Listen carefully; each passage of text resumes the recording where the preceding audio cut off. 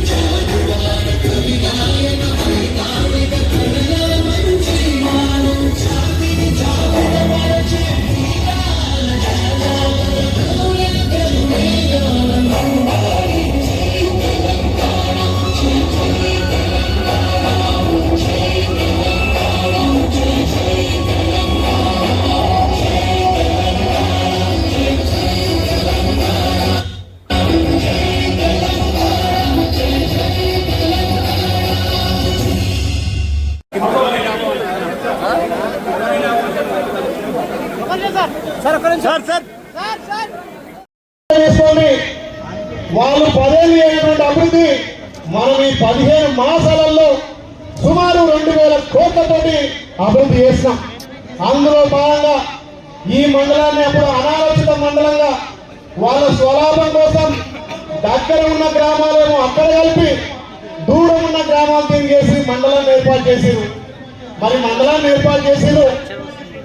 మరి ఏర్పాటు చేసిన మన ప్రజలకు అవసరమైనటువంటి ఎన్డీఓ ఆఫీస్ కానీ, ఎంఆర్ఓ ఆఫీస్ కానీ, పోలీస్ స్టేషన్ కానీ, పిఎస్సిసి బ్యాంక్ కానీ మార్కెట్ కట్టలేకపోయారు.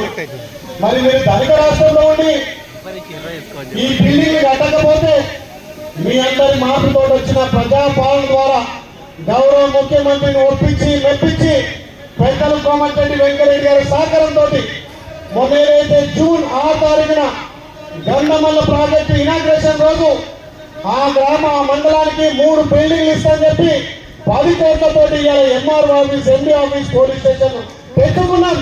రేపు పిఎస్సిఎస్ అంటే బ్యాంకులు కూడా ఇది చేయబోతున్నాం. మార్కెట్ కమిటీ, కొత్త మార్కెట్ కమిటీ చేయబోతున్నాం.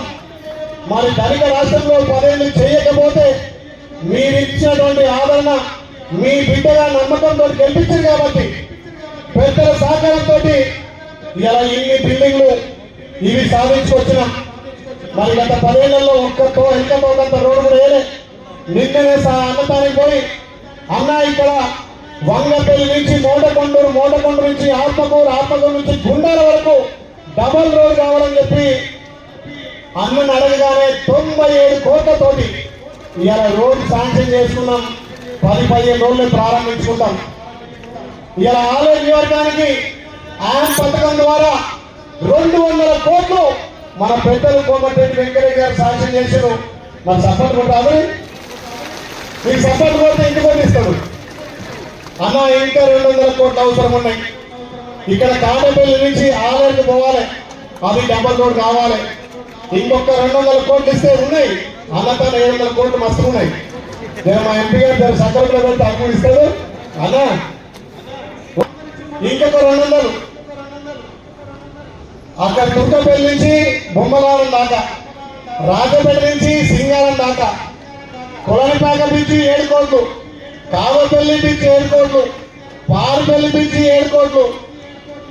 ఇవన్నీ మన ఏకపడ్డ ఆలయం బిడ్డలు సహకరిస్తారు కాబట్టి సహకరించుతో పాటు నేనున్నా అక్కడ నీకు ఇంకా కూడా ఏం కావాలన్నా హామీ ఇస్తానని చెప్పి ఇలా బిడ్డలు ఇక్కడికి వచ్చారు. మీరు ఆలోచన చేయరు. ధనిక రాష్ట్రంలో కాని పనులు అప్పుల తెలంగాణ ఉన్న వాళ్ళు చేసిన అప్పులకు మనం ఇంటిని కట్టుకుంటా కాలం నిలబుచ్చుకున్నాం. ఇల్లు కట్టించిరామా.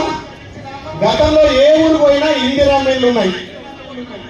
కేసీఆర్ అధికారం రావడానికి ఏమన్నాడు?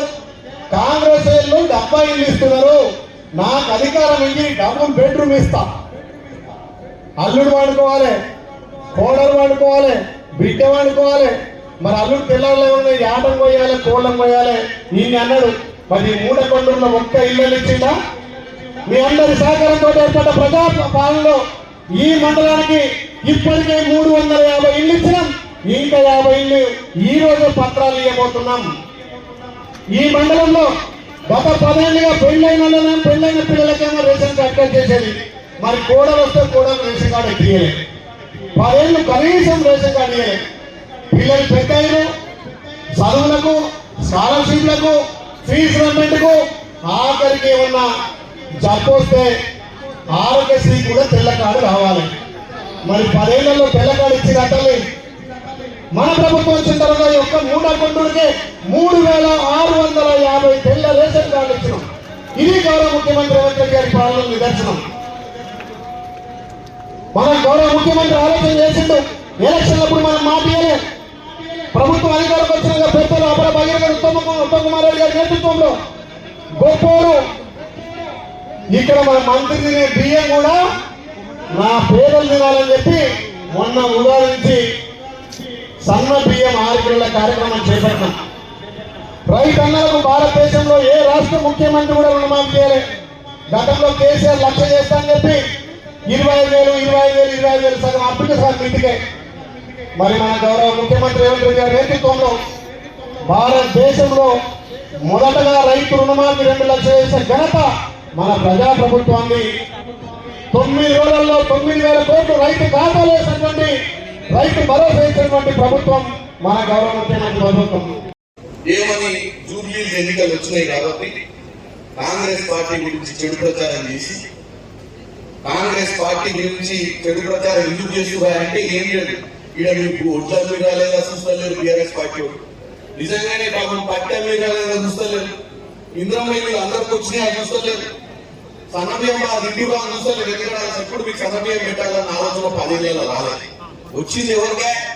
రేవంత్ రెడ్డి సర్కార్లో రేవంత్ రెడ్డి గారు మా కోమటిరెడ్డి వెంకటరెడ్డి అన్నారే పేదోళ్ళు కూడా పండగకి సన్నబియ్యం ఎందుకు తినాలి, రోజు తినాలన్న ఆలోచన వచ్చింది కాంగ్రెస్ హయాంలో.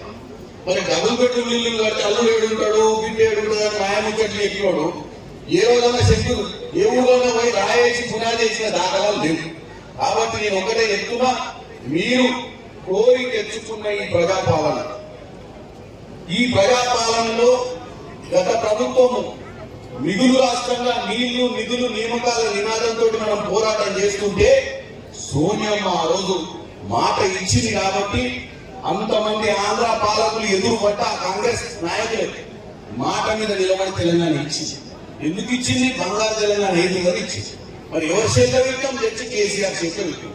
మొదట్లో ఏం చెప్పిండు కేసీఆర్? నేను ఓన్లీ ఉద్యమం చేస్తా, తెలంగాణ వచ్చుడే నా లక్ష్యం, నాకు అసలు ఈ దరిద్రపు ముఖ్యమంత్రి పదవి ఎందుకు, నా కొడుకు అమెరికాలో ఉంటాడు, నా బిడ్డ అమెరికాలో ఉంటుంది, నాకు అసలు ఏమవుతుంది, మీకు ఏమైనా కష్టం వస్తే నేను ఇంకా మేమటాను. తీరా రాగానే ముఖ్యమంత్రి ఆయన మన ఇంట్లో ఉద్యోగం రాలేదు. మన పిల్లలు ఇంకా హాస్టల్లో చదువుకుంటూ హైదరాబాద్ లో గ్రూప్ 1, గ్రూప్ 2, గ్రూప్ 3 గ్రూపులు ఈ మధ్య నియామకాలు ఇచ్చినారు. మరి ముఖ్యమంత్రి ఇంట్లో మాత్రం 5 ఉద్యోగాలు వచ్చినాయి. ఎమ్మెల్యేలు, ఎంపీలు, మంత్రులు, ముఖ్యమంత్రి అన్ని చేసి ఏం చేసింది అంటే మిగులు రాష్ట్రాన్ని దోసుకొని అప్పుల రాష్ట్రాన్ని చేసిపోయింది. మరి ఇప్పుడు వచ్చి ఏం చేస్తున్నారు? దొంగనే దొంగ దోసుకున్న తర్వాత దొంగ అన్నాడు చూసిన జనాన్ని మాయా చేయనిది. అట్లా ఇవాళ హైదరాబాద్ రోడ్ల మీద తిరిగి దొంగతనం వాళ్ళు చేసి దోసుకుపోయి రాష్ట్రాన్ని 2 ఏళ్ల ప్రభుత్వం కాంగ్రెస్ మీద వడి ఏడుస్తుంది.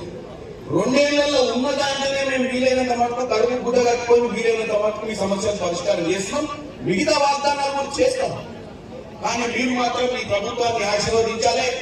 మీకోసం ఎప్పటికీ ఎల్లవేళలా మా బీర్లైల నుండి మా ఎంకర్ నుండి నేనుంటా, సమస్యలు పరిష్కారం చేస్తారు. కొంతమంది రెచ్చగొడతారు, ఇది కానీ ఇస్తాం. ఇవ్వాలంటే చేతుల డబ్బులు కావాలి. ఆ డబ్బుల కోసం ప్రయత్నం చేస్తున్నాం.